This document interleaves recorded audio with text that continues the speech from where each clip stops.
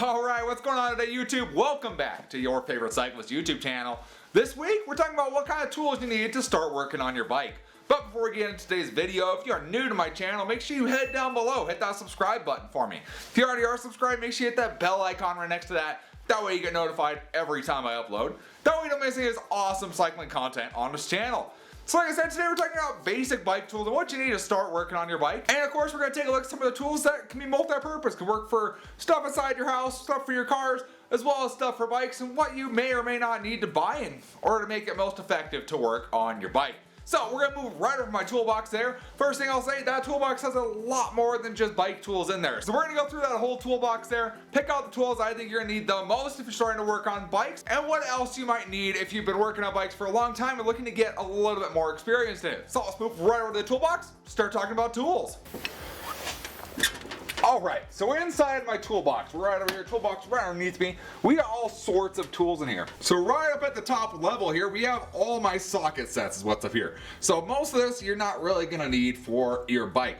Now, the only time you're going to need something like this for your bike is if you're going to use sockets instead of wrenches. In my opinion, if you're looking to work on bikes, wrenches are just going to be the better way to go. There's just a lot more you can do with the wrenches than you can with sockets. There's a lot more tighter spaces you're going to get into. In my opinion, if you're just starting off, get a pair of wrenches. Get a good set of wrenches. It's going to do you much better than a pair of sockets would. However, if you already got sockets, they're going to work perfectly fine for your bike as well. So that's pretty much all you got on the top. Sockets, extensions, pretty much the main deal here. The one thing I will say, if you have any disc brakes or if you have disc brakes or some suspension that uses a Torx bit, which is that nice star bit on there, if you have those, you're going to need a set of Torx bits. So either get yourself a set of Torx bits like this that are socket attachable, or get yourself a set of Torx keys and use those for your disc brakes and things like that. So you are definitely going to need one of these if you have a more modern bike with disc brakes on it and other kind of higher end components. So that's when you're going to need that. But if you're just starting off with kind of a more basic entry level bike with just rim brakes on it, you're not really going to need the Torx bits at all at this moment. So I wouldn't worry too much about those. From there, we'll go ahead into this drawer right over here. So this is my whole screwdriver drawer right here. So in the screwdrivers, pretty much you're only going to need a couple things. You're going to need a Phillips and a flathead. If you just have a basic Phillips and a basic flathead, pretty much get you what you need to do. So you can have both of those. And then of course in here we have our Allen keys as well. So Allen keys are going to be one of the biggest things you're going to need for a bike. So get yourself a good set. This is Bondis, made in the USA. Good quality Allen keys. Going to keep from stripping out all the bolts on your bike. I would say 90% of your bolts on a bike are going to be Allen keys. So get yourself a set of Allen keys, a nice set, and it's going to last you a long time. I've had these for over 13 years and they're still kicking around, no problem at all. So nice set of Allen keys, flathead, Phillips screwdriver, should get you by in the screwdriver department there. Next drawer up here, we got all our pliers here. Now there are tons of pliers out there. If you go to any store, there's gonna be a huge section full of pliers. So there are so many different options out there. I would say for myself, starting with just nothing in your toolbox, get a pair of needle nose. Just gonna work perfectly fine for you. They're gonna grip what you need to grip. And then along with that, most needle nose are gonna have little cutters in them as well. I think both mine do. Yep, they have little cutters in them as well, so you can cut your cables with them. They're not the best thing for cutting cables because it's kind of hard to pinch them, but if you need one thing, set on those pliers, is going to work great. And then next thing after that, get yourself a little set of cable cutters or wire dikes or whatever you want to call them. Get a pair of these, it makes cutting your cables, housing, all that a lot easier. If you actually get the official cable cutters, they work even better, but if you're looking for something budget that you can use on multiple things, little cable cutters work great. And then realistically, we have so much in here, but you don't need it. It's not necessary for working on your bike. Sure, some of them are nice to have sometimes, but for basic necessities, the needle nose pliers and a pair of dikes or wire cutters work great. That's all you're really gonna need to start working on your bike. Moving on from there, of course, in here we have my set of wrenches here. So you're gonna need a set of wrenches, pretty much anything from like a 7 to a 15.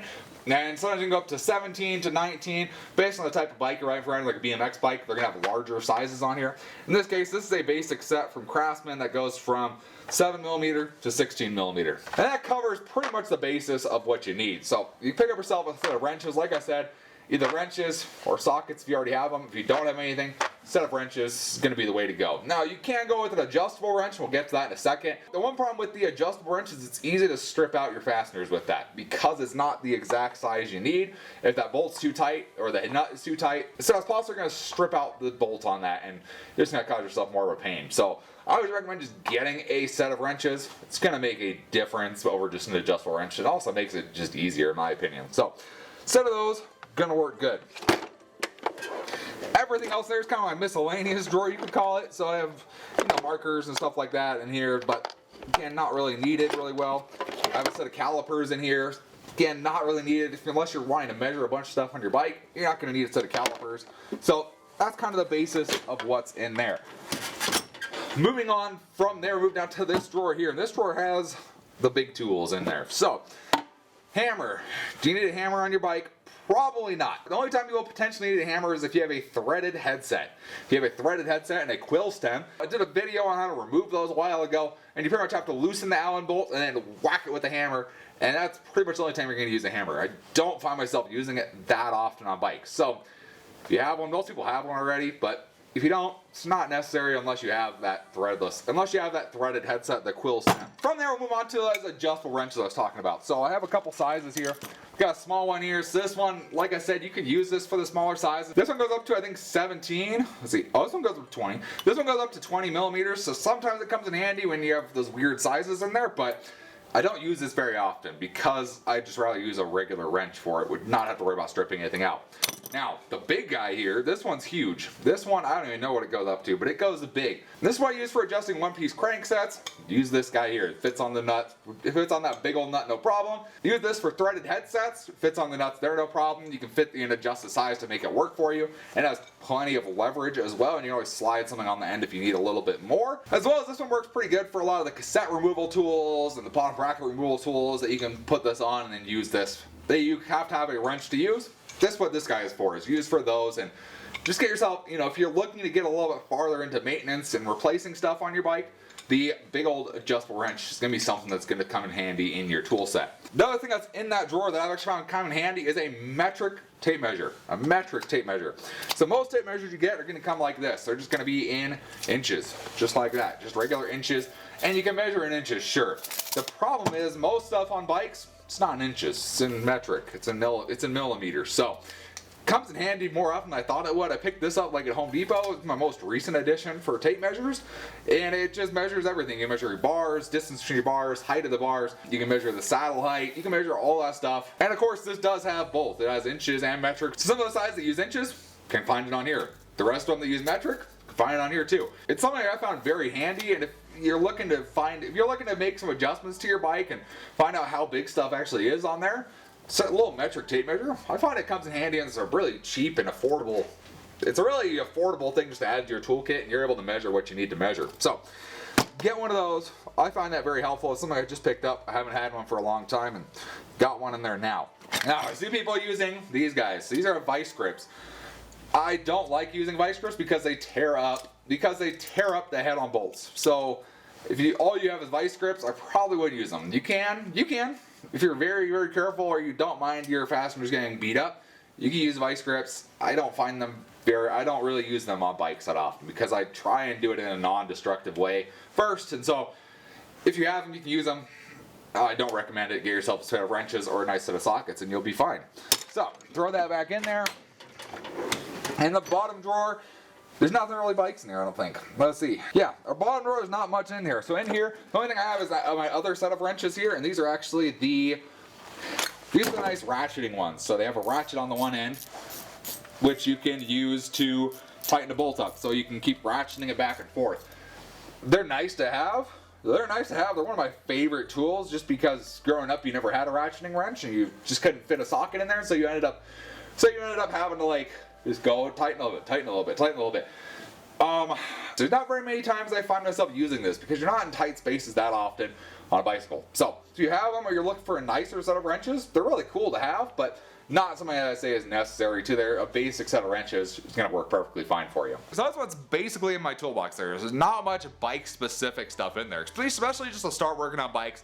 A lot of that stuff is going to be multi-purpose. Might even have it laying around your garage or your house right now. So that's kind of the basic tools I would say if you have a bike and you want to do anything to your bike, you're going to need at least those basic tools. Now, obviously, there are tons of bike tools out there. You can look at Park Tools catalog, Pedro's catalog. There are tons of bike tools out there that are specific for bikes. With those type of tools, I find myself buying them as I come in need of them. As I come across a project I need a cassette remover, a freewheel remover, a chain whip, whatever that may be. I just buy them as I come across that project. Not something I generally keep. I don't buy just tools to have, even though it's fun. But I don't buy tools just to have them around the shop in case it ever happens to need. I buy them when I need the tools to do a project. So I have all sorts of stuff over here that's all bike specific stuff, but realistically it's just going to depend on the bike you have and what projects you're wanting to do. So you're looking to just do basic maintenance on your bike, what I showed you in my toolbox, plus a basic track pump or a basic electric pump, something along those lines to fill your tires up. That's all you're really going to need. You don't need fancy stuff to start working on bikes. You can start working on with what you have around the house. And with a very affordable budget, you can get yourself a nice set of tools and start working on your bike in your own garage instead of having to hit your local bike shop and pay them a bunch of money. So hopefully you guys learned something from this video, or at least found it entertaining to learn about what's in my toolbox over there. If you did, give this video a big thumbs up. Appreciate the support. If you guys want to see more videos about tools, let me know down in the comments below. I'd be glad to make more videos about tools. I love tools. And of course, if you have any comments or questions, let me know down in the comment section below. Love talking to you guys. Love answering any questions you guys have. And I will see you in the next video. Thanks for watching today.